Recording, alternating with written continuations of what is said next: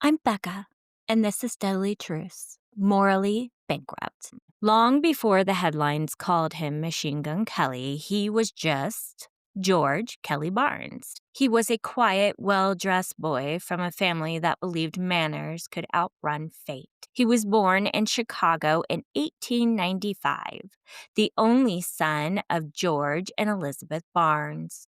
Hardworking, middle-class people who believed that their boy would never know want or need.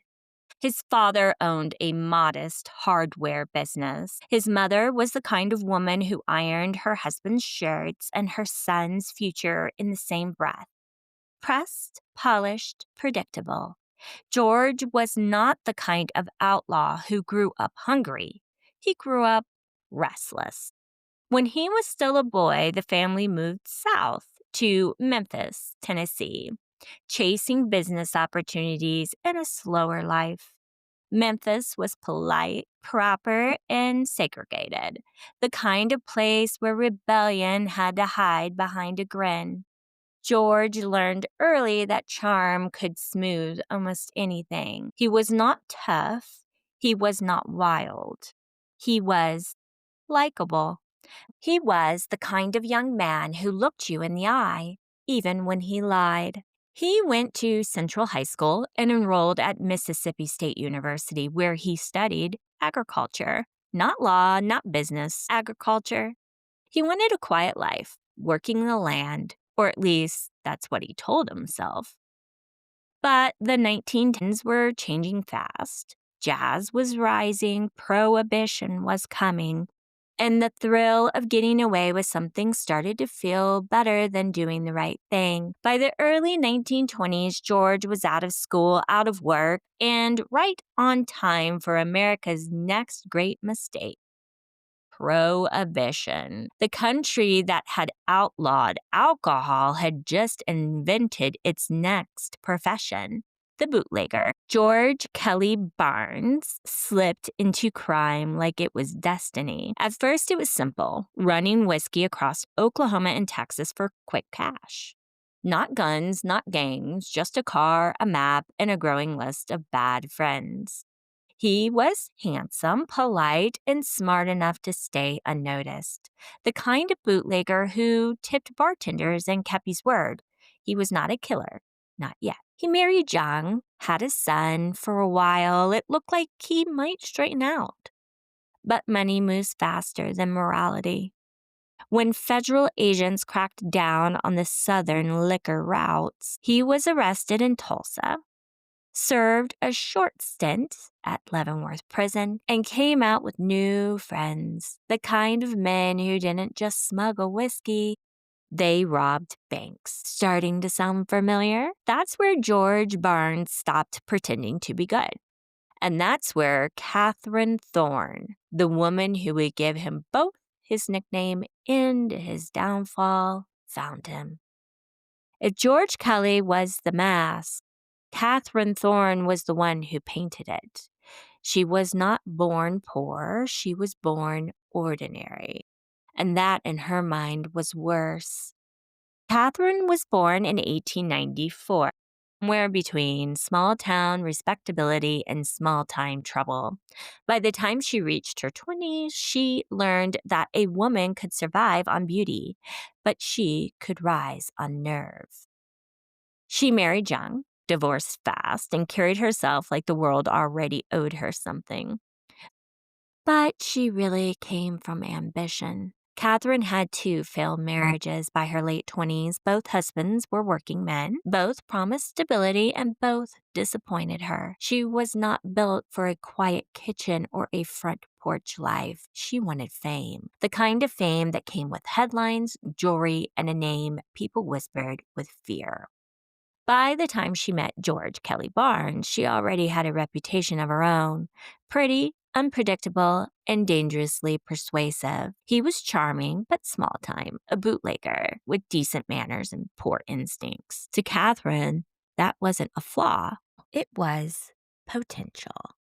She saw what George could not, that America was falling in love with its criminals. Dillinger, Capone, Floyd. The country was broke, but it was entertained. The papers didn't report on crime anymore, they sold it. And Kathryn was smart enough to see an opening in the market. She bought him a gun, the Thompson submachine gun, the Tommy. Heavy, loud, theatrical. She told him to pose with it. Smile a little, she said.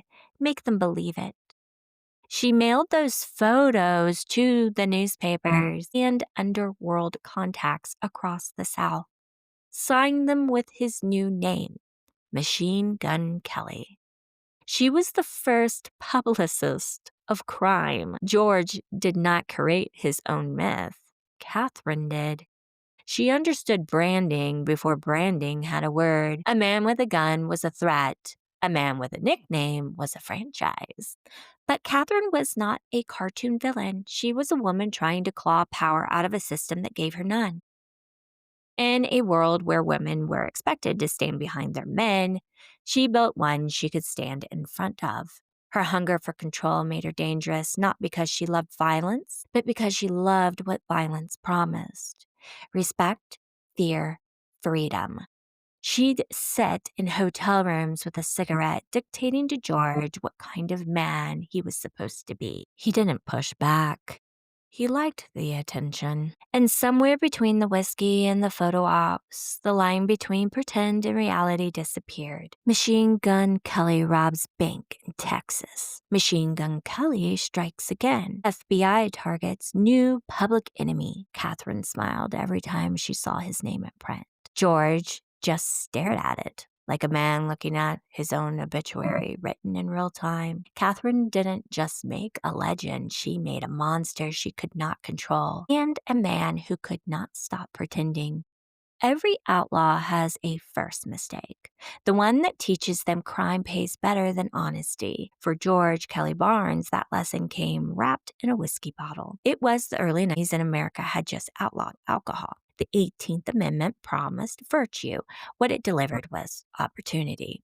In Oklahoma and in Texas, bootlegging was not rebellion, it was business. Kelly was still trying to live straight then. He was married back then. He was raising his young son. He was trying to make ends meet as an oil-filled hand. But the wages were low and the road to responsibility was long. His first job in crime was not glamorous. He started as a runner, driving illegal whiskey across the county line, small-time routes from Fort Worth to Tulsa, back in a jiffy and paid in cash with a little bit of danger.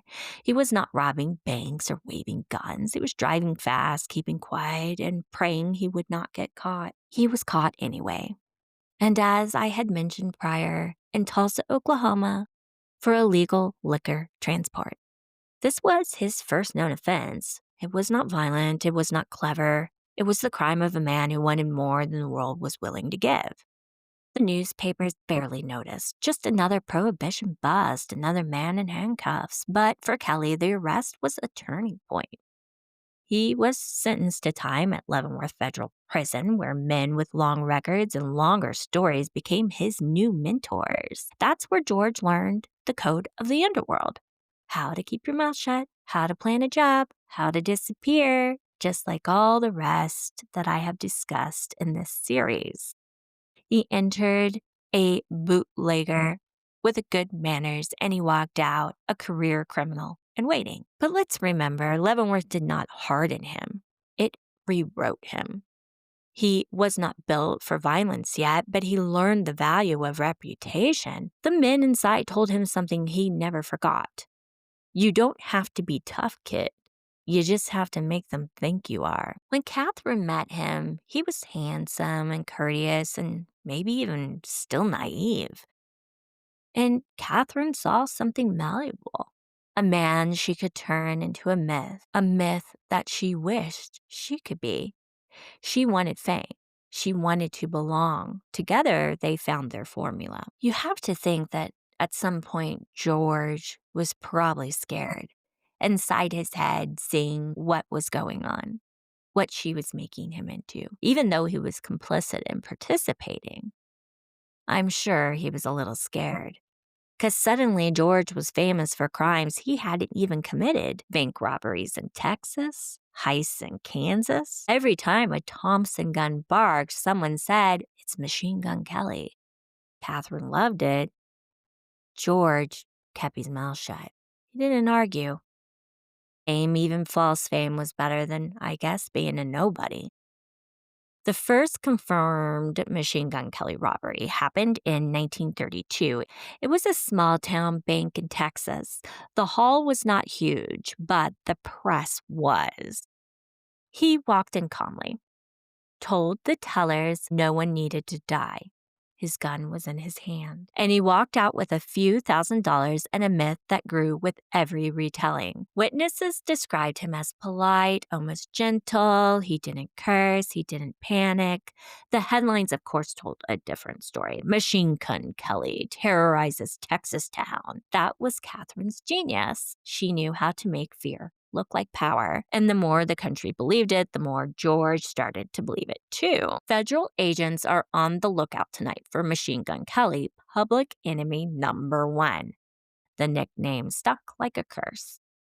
And in 1933, Kathryn's thirst for fame led them to one crime that would make them legends and destroy them both. The Urschel kidnapping. And that's exactly what he did. When he got out, he did not go back to George Barnes. He became George Kelly, the name of a man who'd pretend to be dangerous until the world made him believe it. The Urschel kidnapping. The price of fame. Going back in time to July 22nd, 1933, Oklahoma City. The night air was heavy with heat and money, the kind of quiet wealth that hides behind manicured hedges and good manners. Inside a stately home on Nicholas Hills, oil tycoon Charles F. Urschel was hosting a small card game with friends. He was calm, intelligent, cautious, the kind of man who locked his doors and kept his wits. But no lock or wit could save him that night. Around 11 p.m., two men burst through the front door, wearing masks, guns drawn, shouting for everyone to hit the floor. The robbers were George Machine Gun Kelly and his partner, Albert Bates, following a plan Kathryn had helped design. Kathryn wanted a headline crime. A bank job was not big enough anymore. Kidnapping a millionaire now. That would make the papers. Kelly barked orders with a tremor in his voice. Polite, but panicked. He tied up the guests, demanded cash, and forced the oil tycoon into a waiting car. But in their haste, they made a fatal error. There were two men in the house who looked alike. For a moment, Kelly grabbed the wrong one. Only when the tycoon's wife screamed his full name, "No, not him, Charles," did Kelly realize the mistake. He swapped victims mid-abduction. That's how nervous he was. They drove through the night across Oklahoma into Kansas to a secluded farmhouse outside Paradise, Kansas, owned by Kathryn's mother and stepfather, R.G. and Ora Shannon. The house was remote, surrounded by wheat fields and silence. There, the oil tycoon was blindfolded and chained to a chair. Kathryn handled the negotiations herself. She demanded $200,000 in ransom. Kathryn managed the details with ruthless precision. She instructed Kelly what to say, wrote the notes herself, and monitored the calls. Kelly followed her lead like a stage actor reading lines he did not understand. When agents later asked who gave the orders, every witness said the same thing. The woman ran the show. While he was captive, Charles made a decision. If he lived, he'd remember everything. Blindfolded, he counted the seconds between train whistles, listened to airplanes overhead, tracked when the roosters crowed, and noted the temperature shifts through the floorboards. When they forced him to play cards to pass the time, he memorized every sound, every voice, every accent. He was terrified, but he was also brilliant. When they finally released him, he had enough sensory data to locate the exact farm where he'd been held. The ransom was delivered without a hitch, $200,000 in marked bills worth nearly $4 million today. Kelly and Kathryn celebrated like royalty, champagne, new clothes, hotel suites. For a brief moment, they were everything she dreamed they would be: rich, feared and famous, but the money did not last long, and neither did their luck. Agents traced the ransom bills through the banks in Memphis and Kansas City. Then came the tip. A farmer who'd seen a blindfolded man in a field near Paradise, Kansas. When agents raided the Shannon farm, they found fingerprints, rope, and maps. It was over. Kathryn, her mother, and several accomplices were arrested. George fled to Memphis, drinking heavily and spiraling. Within weeks, federal agents had him surrounded in a farmhouse, unarmed, half-drunk, and already defeated. He stumbled to the porch, hands shaking, and said the line that would immortalize him. "Don't shoot, G-men. Don't shoot." No gunfire, no fight, just surrender, and a myth that would outlive them all.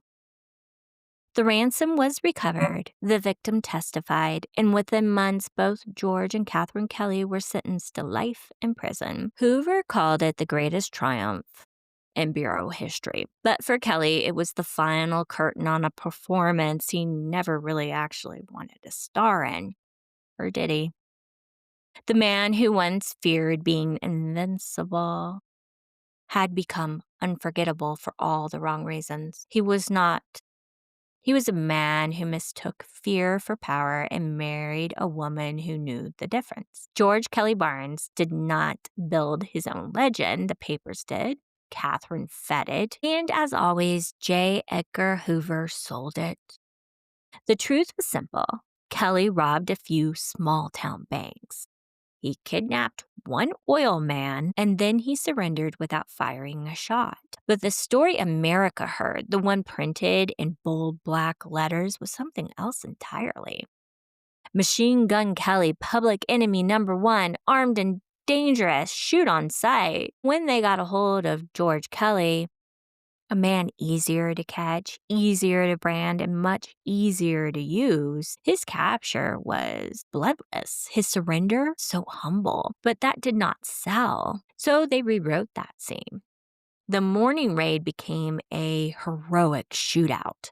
His trembling plea, "Don't shoot, G-men," became proof of the Bureau's bravery. Hoover took the phrase and turned it into a weapon of image. It appeared in radio shows, posters, even a Hollywood film. Machine Gun Kelly, coward, criminal, and marketing gold. The public loved it. America wanted to believe that someone, anyone, could bring order to chaos, and Hoover gave them that myth, and Kelly became the first man sacrificed to build it. We're not talking about a kingpin. We're not talking about a killer. He was a prop in a larger performance, a symbol of fear polished in propaganda. A nation so desperate for control, it turned a trembling man into a monster, because in America's war on crime, the truth was never the first casualty. It was the first strategy. The courtroom in Oklahoma City in 1933 was packed. Spectators lined the walls. Reporters filled the aisles. The crime that had terrified the nation was finally on trial. And J. Edgar Hoover made sure the spotlight never left his stage. The defendants sat side by side, George Machine Gun Kelly and Kathryn Thorne Kelly, surrounded by a parade of federal agents in crisp suits. Hoover had ordered the Bureau men to dress sharp, act confident, and sit where the cameras could see their faces. It wasn't just a trial, it was a production. George looked lost. He kept his hands folded, eyes down, glancing at Kathryn for cues. She, on the other hand, was radiant. Hair done, lipstick perfect, her posture regal, as though she were the star of a film premiering before a live audience. Even in chains, she controlled the room. Prosecutors built their case around Charles's testimony, the ransom bills, and the rope found at the Kansas farmhouse. But the real evidence was not the money or the fingerprints, it was the story. The one Hoover's men had already told the press. Machine Gun Kelly, the cold-blooded gangster who terrorized the nation, finally brought to justice by the fearless G-men of the FBI. The verdict was a foregone conclusion. Both were found guilty and sentenced to life in prison, the harshest penalty ever delivered for a kidnapping at that time. Reporters described Kelly's expression as bewildered. No joke. Could you imagine? He wept quietly. Kathryn, however, smiled, a strange, satisfied smile. Maybe she believed she'd won in her own way. After all, her name was in every paper in America. She had built a legend, and legends don't need freedom to live forever. For Hoover, it was a triumph as always. He personally congratulated the agents and himself, posed for photographs, and claimed credit for every detail of the investigation. The Bureau's reputation was reborn once more, efficient, fearless, untouchable. Within months, Congress passed new laws granting the FBI expanded powers, which was interstate authority, modern weapons, and jurisdictions over kidnapping. So George and Kathryn Kelly were clearly criminals, but they were also examples. Behind the courtroom walls, the real story had already been rewritten. A timid bootlegger had become a national menace. A manipulative woman had become a femme fatale. And Hoover's bureau, once mocked as incompetent, had become America's savior. This trial did not end a crime spree. It launched an empire. The myth of Machine Gun Kelly was sealed in that courtroom. And the cost of the myth, the truth, the man, and the woman who invented him was buried beneath Hoover's headlines. For the Bureau, it was the birth of power. For George Kelly, it was the end of pretending. And for Kathryn, it was a victory written in lipstick and ruin. When the cameras left the courtroom, George Kelly Barnes became just another number. Inmate 117, Leavenworth Federal Penitentiary. In Leavenworth, the guards did not call him Machine Gun. They called him Kelly. No sir, no swagger, just Kelly. He was polite, obedient, and even cheerful. He swept floors, polished brass, played cards with other inmates. He signed autographs for guards and joked about the nickname he never wanted. They call me Machine Gun, he'd say, but I ain't never shot one in anger. When reporters visited, they expected arrogance, menace, something cinematic. Instead, they found a man deflated, soft-spoken, still calling his captors sir. He told one journalist, I was never a big shot. I was just trying to live up to a story that wasn't mine. Even in prison, he still could not escape that myth. Inmates whispered his name like a campfire story. That's the G-Man they caught. He's the one who said, don't shoot. To them, he was a celebrity. To himself, he was just an accident. In 1934, Hoover's bureau opened Alcatraz Federal Penitentiary. It was a fortress on the water, built to hold men who had outgrown fear. George Kelly Barnes was among its first residents. Here, the air was colder, the walls were thicker, the nights were quieter, even than Leavenworth. If Leavenworth broke your spirit, Alcatraz erased your name. He spent 17 years there, reading, writing, and aging. No shootouts, no escape attempts, no rebellion, just silence and the slow decay of a legend. Without Kathryn's ambition to define him, he became George again.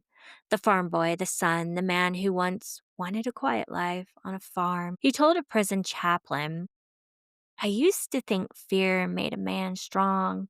Now I know it just keeps him company. In 1951, Kelly was transferred back to Leavenworth. He was older, frail, and forgotten.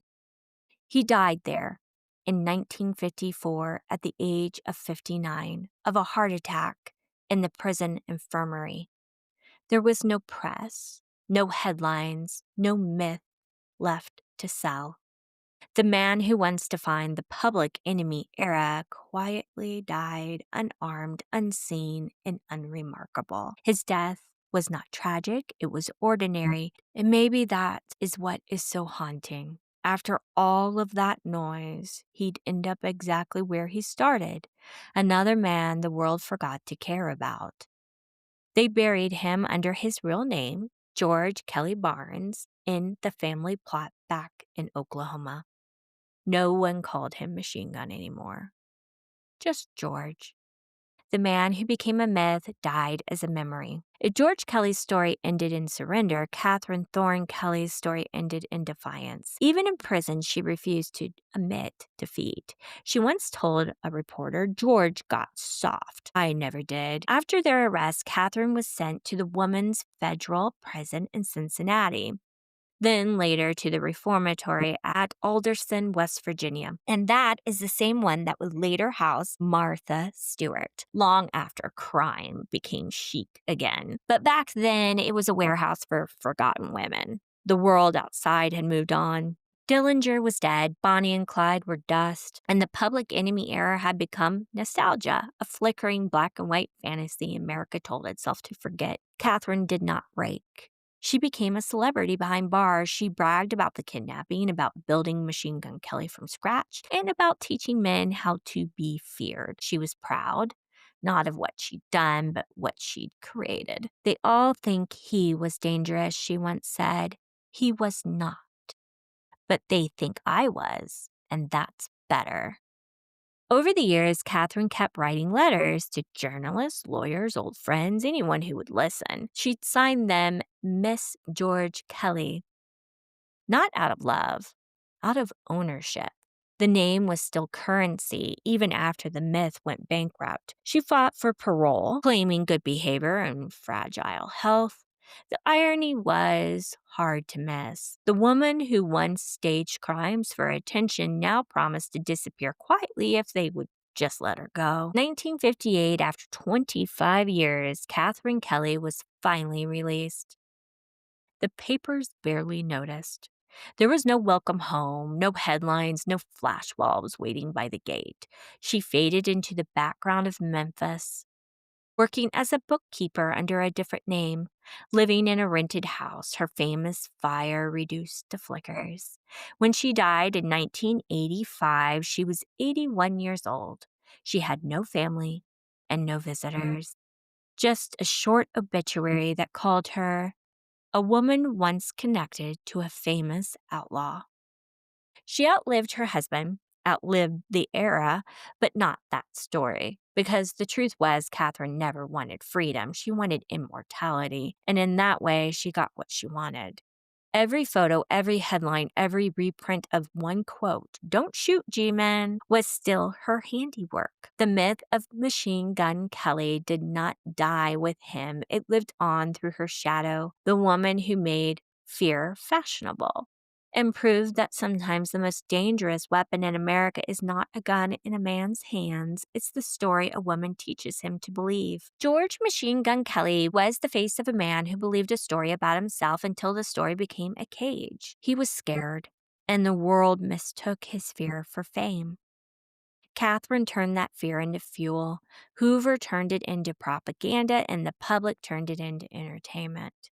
That's the real crime of the 1930s, not the guns or the getaways, but the performance of violence dressed up as justice. To Kathryn, he was a product. To Hoover, he was a brand. To America, he was proof that evil had a face, and that system still worked, but underneath the myth was just a man who'd rather surrender than shoot, and a woman who'd rather be infamous than invincible. The coward in the gun, the man who never fired it, the woman who made sure that he held it. Together, they taught America something it still has not forgotten: that fear sells faster than truth, and that power is never as dangerous as the people desperate to look like they have it. I'm Becca, and this is Deadly Truths, Morally Bankrupt. The story of George Machine Gun Kelly is not about crime or punishment. It's about performance, about the stories that we tell to survive and the lies we choose to remember. Next time, from Dillinger to Ma Barker, from Bonnie and Clyde to the last man standing, we unravel how America fell in love with its own darkness. The myths we built, the lives we bought, the morals we buried. Creepy, Krampus is up next. You've been listening to Deadly Truths, Morally Bankrupt. This is Becca. If the story made you think twice about heroes and headlines, share it, like it, follow. Wherever you get your podcasts, every share helps these forgotten histories stay alive, and every follow helps this project grow. The research and narration is always done by me. I'm sure you can tell. Sources for this episode include FBI case files, U.S. District Court transcripts, the Oklahoma Historical Society archives, Public Enemies by Brian Bureau, and Alcatraz inmate correspondent records. Because in the end, the past is not dead. It's just doing time in the FBI's classified files.